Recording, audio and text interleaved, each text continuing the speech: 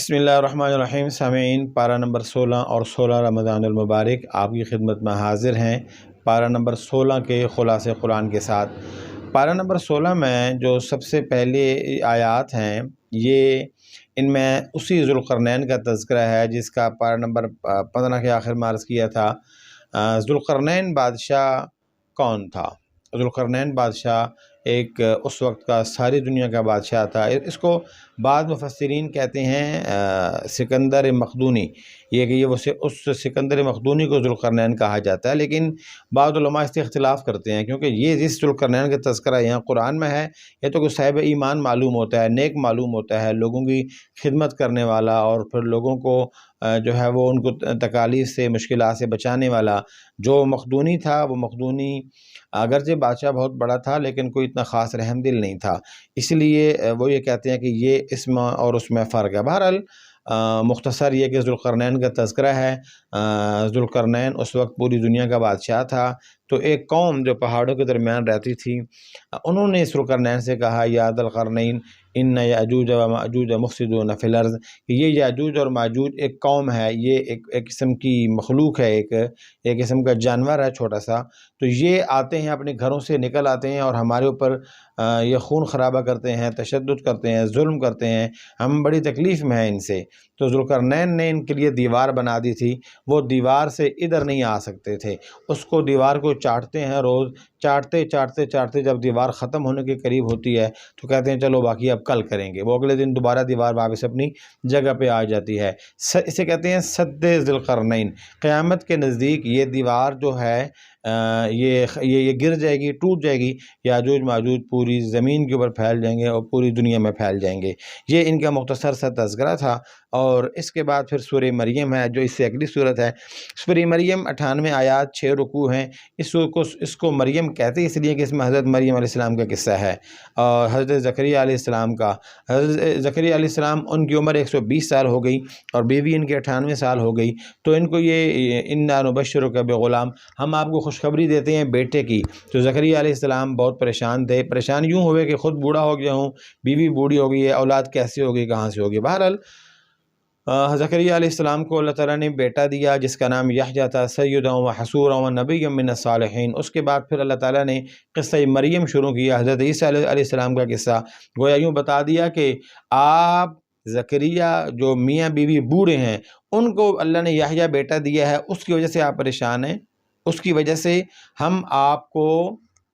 اس سے اگلا قصہ سناتے ہیں جو اس سے زیادہ تعجب والا ہے، جو اس سے زیادہ حیرت والا ہے۔ ان کی تو پھر میاں بیوی موجود تھے، اولاد ہوئی، ہم آپ کو اب قصہ عیسیٰ سناتے ہیں جس میں ان کا والد ہے ہی نہیں، بغیر باپ کے، بغیر مرد کے اللہ نے ایک عورت سے، وہ بھی ایک کنواری عورت سے، باکرہ عورت سے جس کی شادی نہیں ہوئی، حضرت مریم علیہ السلام، ان سے اکیلے اللہ تعالیٰ نے عیسیٰ علیہ السلام کو پیدا کیا، پیدا کر کے دکھایا۔ حضرت مریم عبادت کے لیے الگ چلی گئیں، فرشتہ آیا، بعض روایات میں آتا ہے کہ ان کے گریبان میں اس نے پھونک ماری، بعض روایات میں آتا ہے کہ ان کے کپڑے کے یہاں پہ بازو میں اس نے پھونک ماری، ادھر پھونک ماری، ادھر مریم علیہ السلام کو حمل ہو گیا۔ اب 9 مہینے کوئی انتظار نہیں ہوا، فاجاء المخاض الی جذع النخلہ، تو وہ درخت کے کھجور کا درخت تھا، اس کے سائے میں آئیں تو وہیں پہ اللہ نے کیا، اللہ نے ان کی گود میں بیٹا دے دیا۔ اب جب بیٹا لے کے وہ واپس آئیں تو شہر کے لوگوں نے، آبادی کے لوگوں نے طرح طرح کے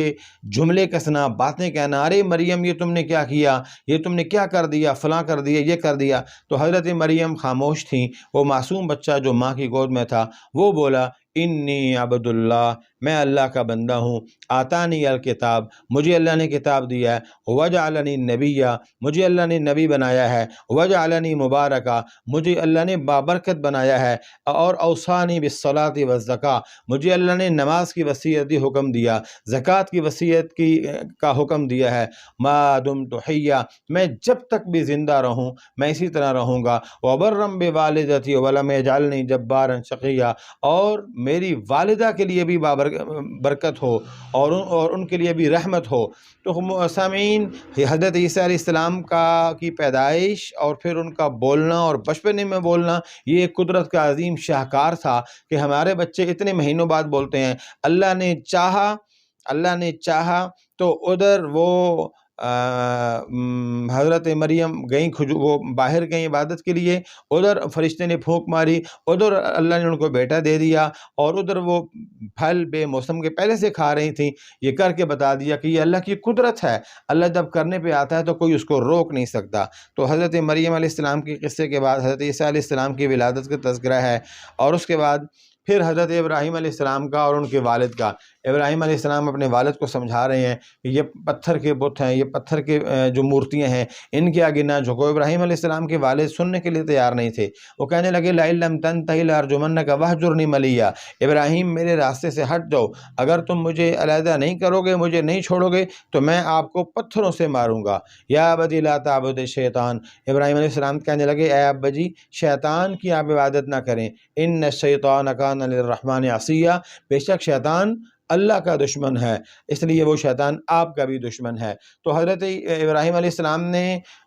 بہت سمجھایا، کوشش کی، والد آزر نہیں بات سنی۔ اس کے بعد حضرت موسیٰ علیہ السلام کا، حضرت عیسیٰ علیہ السلام کا، حضرت ادریس علیہ السلام کا، حضرت اسماعیل علیہ السلام کا مختصر ان سارے انبیاء کا تذکرہ ان صورتوں میں موجود ہے۔ اللہ تعالی ہمیں اس کے اوپر عمل کرنے کی توفیق نصیب فرمائے۔ اس کے بعد اگلی جو صورت ہے وہ سورۃ طٰہٰ۔ طٰہٰ پیارے نبی جی صلی اللہ علیہ وسلم کا نام ہے، اور اس صورت میں سب سے زیادہ حضرت موسیٰ علیہ السلام دوسری آیت سے شروع ہوتے ہیں، 98 آیت تک حضرت موسیٰ علیہ السلام کا تذکرہ اس کے اندر موجود ہے۔ اور حضرت موسیٰ علیہ السلام کے متعلق آتا ہے وہ مدین سے واپس آ رہے تھے، راستے میں آگ نظر آئی، آگ لینے کے لیے گئے تو اللہ تعالیٰ نے فرمایا، وہ غیب سے آواز آئی، وہ وادی مقدس تھی نا، وہ انک بالواد المقدس طویٰ، تو غیب سے آواز آئی فخلع نعلیک، پیارے نبی جی آپ اپنے جوتوں کو اتاریے، فخلع نعلیک انک بالواد المقدس طویٰ، آپ ایک مقدس جگہ پہ تشریف لا چکے ہیں۔ تو آگ لینے گئے تھے، خدا کی عطا کا پوچھئے، موسیٰ سے حوال آگ لینے گئے تھے اور پیغمبری مل گئی کہ آگ لینے کے لیے گئے تھے اور اللہ نے پیغمبری ان کو عطا فرمائی۔ پھر حضرت موسیٰ علیہ السلام کا وہ واقعہ جب ماں نے ڈر کے اللہ کے حکم سے ان کو صندوق میں بند کر کے پانی میں ڈال دیا تھا، نہر میں ڈال دیا تھا، تو اللہ تعالیٰ نے فرمایا یاد کرو موسیٰ اس وقت کو، کس نے اس وقت تمہارے اوپر احسان کیا تھا، صندوق سے بھی نکالا اور فرعون کے ظلم سے بھی اللہ نے نکالا۔ تو اسی طریقے سے پھر وہ قبطی کا تذکرہ ہے کہ آپ نے ایک گھونسا مارا تھا اور قبطی مر گیا تھا۔ اسی طریقے سے پارہ نمبر 16 کے آخر میں ارشاد فرمایا من اعرض عن ذکری فإن لہ معیشۃ ضنکا، جس نے ہماری یاد سے منہ پھیرا، منہ موڑا، ہماری یاد کو چھوڑ کے اس طرف چل پڑا، فإن لہ معیشۃ ضنکا، ان کے لیے کیا ہوگا، ان کی معیشت اللہ تعالیٰ فرماتے ہیں کہ ہم تنگ کر دیں گے، ان کی زندگی کو ہم تنگ کر دیں گے، چیزیں بھی ہوں گی، دولت بھی ہوگی، اسباب بھی ہوں گے، مال بھی ہوں گے، سب کچھ ہوگا، لیکن زندگی تنگی میں گزر رہی ہوگی، زندگی میں وسعتیں نہیں ہوں گی، راحتیں نہیں ہوں گی، آسانیاں نہیں ہوں گی۔ تو یہ ارشاد فرمایا کہ من اعرض عن ذکری فإن لہ معیشۃ ضنکا، جس نے ہمارے ذکر سے منہ موڑا ہم اس کی معیشت کو تنگ کر کے رکھ دیں گے۔ سامعین یہ مختصر سا خلاصہ تھا پارہ نمبر 16 کا۔ اللہ تعالی ہم سب کو عمل کرنے کی توفیق نصیب فرمائے۔ السلام علیکم ورحمۃ اللہ وبرکاتہ۔